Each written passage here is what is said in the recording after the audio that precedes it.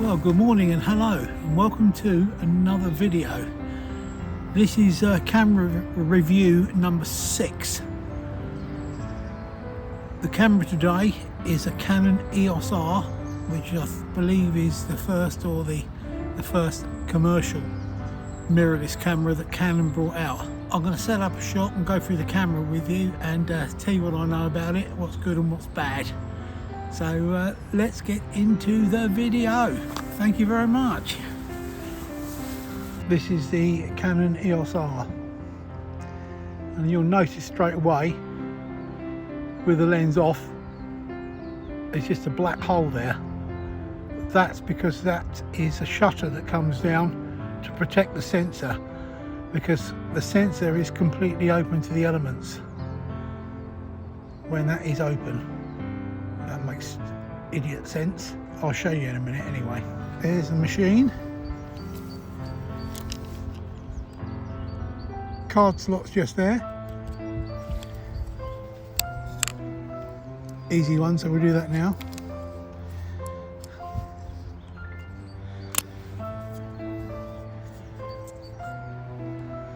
I'm using a SD card, and within that SD card there is a mini SD card.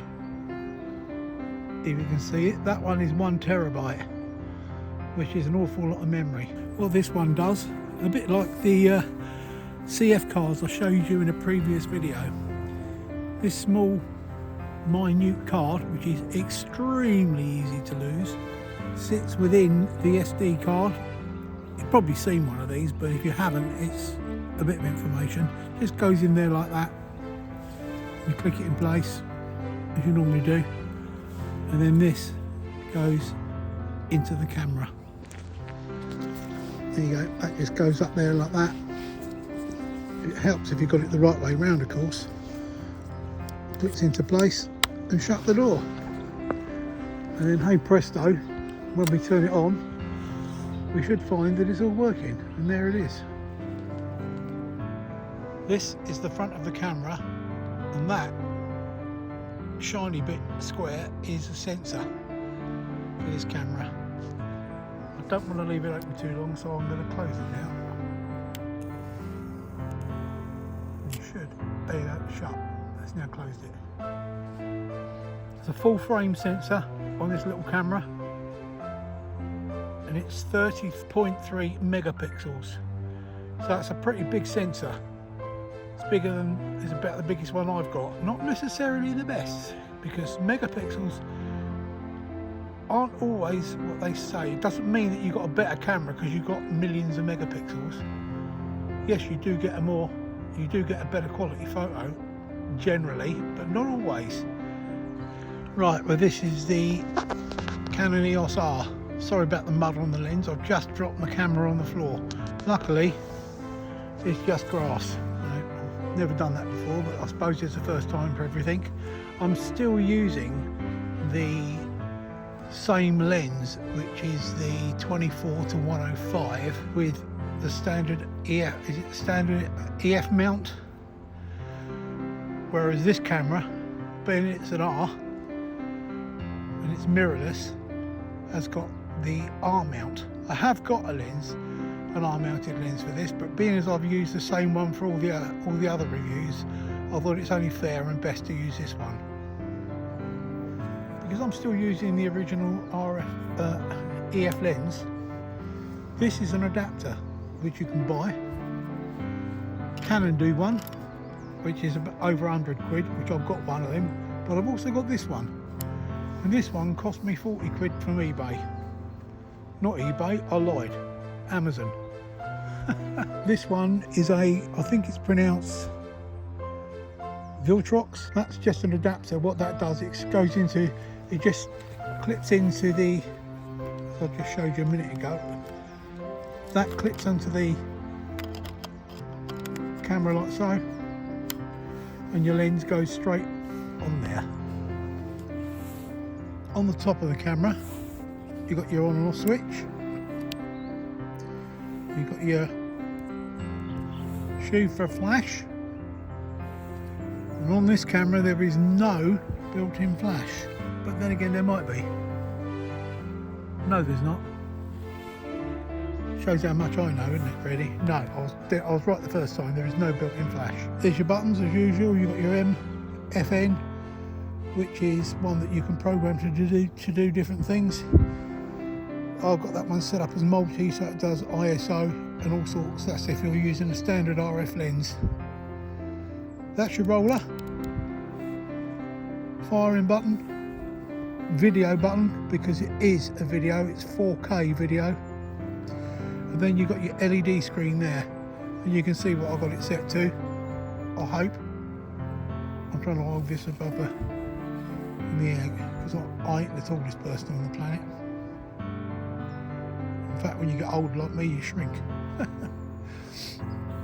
Mode button there as well. Well, roller, you've got another roller first. What this does is your adjustment, basically the roller, and the mode button in the middle, which you press that separately. What that does, it then gives you the options. That's manual, bulb, that's your program buttons, which is your C1, C2 and C3.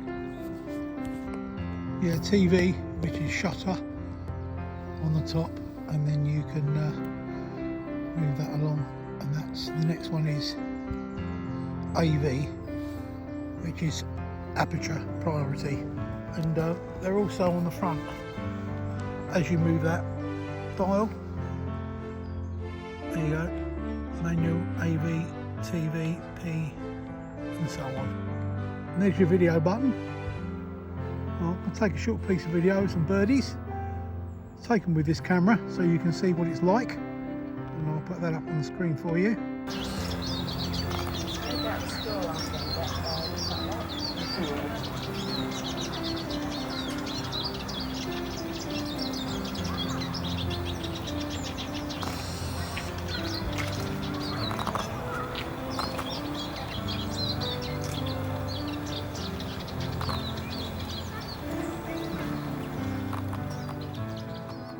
There we are. That is the batteries that go in this particular EOSR. That's the Duracell one, but they'll all go in there.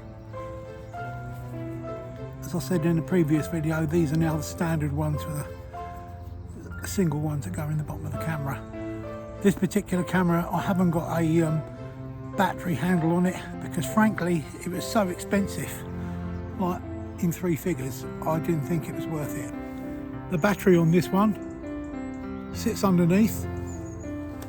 I'll attempt to show it to you, and I apologise if I drop the camera because I'll have to re-edit it. Sits underneath there.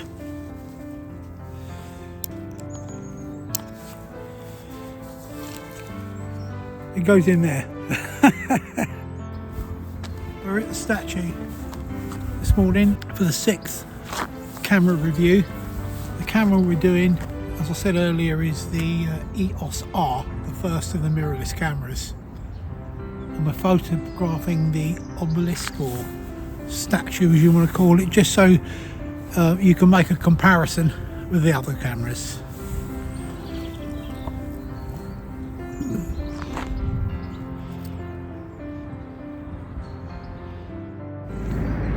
.1/15 of a second, f10, and the ISO is 50.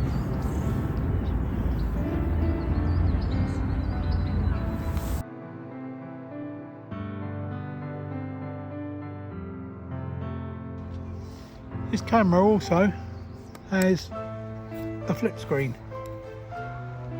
and this flip screen's a touch flip screen, which is really good actually. You can have it up any angle you like, so it's good for lying down and taking pictures. Goes down, up, if you lift it up in the air, superb.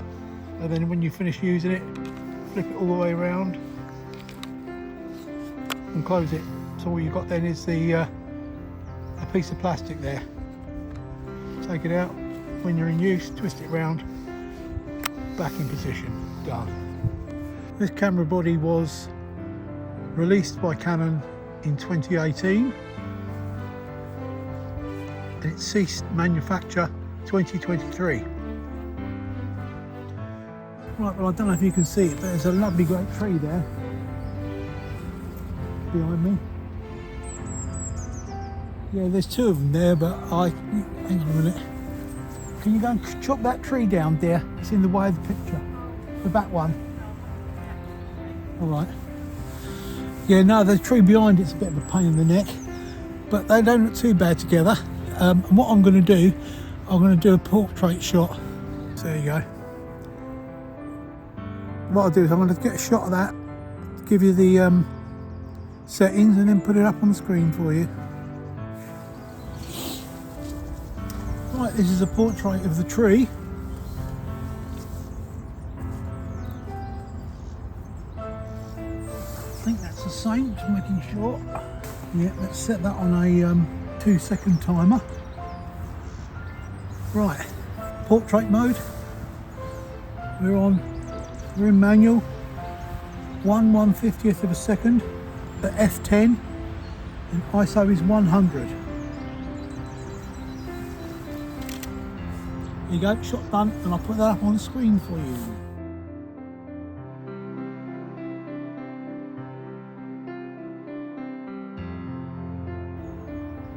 Right, I'm going to get a shot now of that bench. I'm going to put it in the corner of the screen, sort of like that, slightly into the sun. I'll give you the settings and I'll put the shot up.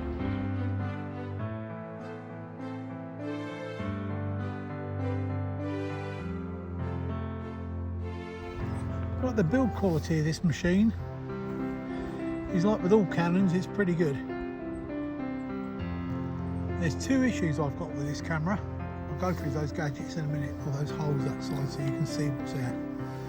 But issue one, and I think the main issue, is this here. This is a sliding type switch where you can move, you can set it to ISO or whatever you want basically.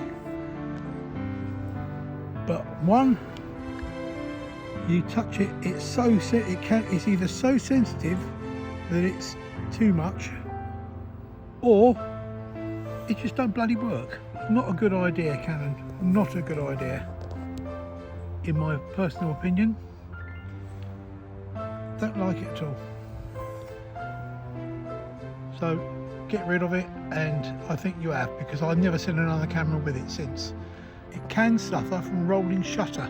Now that is when the shutter is opening and closing so fast that it doesn't shut quick enough, which means you get something, part of it, if you're taking pictures of birds, the wing might be slightly misshaped or something like that, and that is caused by the rolling shutter, so I'm told. Personally, my opinion is I've only come across this on one photo since I've had this machine, and only once only, and it was easily remedied in Photoshop. So, you know, yes, it's got its faults, but generally it's good. On this left side of the camera, we have a headphone socket at the bottom there, just down there, followed by a microphone input just above it, followed by a switch for shutters. Shutter release basically is there on the top. This side we've got, let's put those back, just so I don't get any muck inside, as I would. And on this side we have a HDMI at the bottom, followed by a mini USB, and there is another one at the top there, and I don't know what that is. No, I'm not sure what that one is, but I ain't got a clue what that one is. If anyone knows, feel free to let me know in the comments below. Right, but this is the last shot I'm going to do today. I've actually got the camera set quite low down, and I do like tree roots. I think they form a nice shape, and they can do, especially with the light, using the light. And then you can enhance that light as well. It looks quite nice, the good light and dark green, really good. I'll show you the shot I've got. Bear with me a second, and I'll flick you around the other way. There you go. See, you've got the light down the edges, which is quite nice. And believe it or not, the sun's just shining behind the tree, which is really, really good.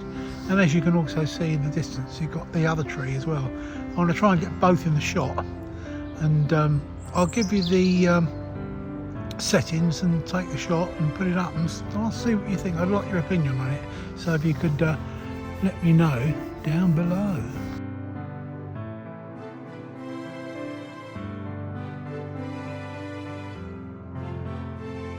Right, well, thank you very much for watching this video. I hope you've enjoyed it.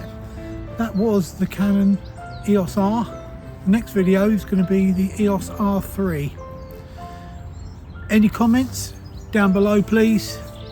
Any questions down below, please? And I'll get back to you as soon as I possibly can. I hope you've enjoyed this channel, and if you can give us a like, thumbs up, would be much appreciated. Or even better, if you could subscribe, that would help the channel a great deal. Thank you very much indeed, and I'll catch you on the next video.